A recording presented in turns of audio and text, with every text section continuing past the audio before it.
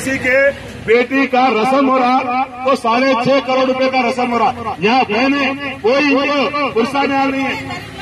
करोड़पति मदद नहीं करते गरीब बच्चा को।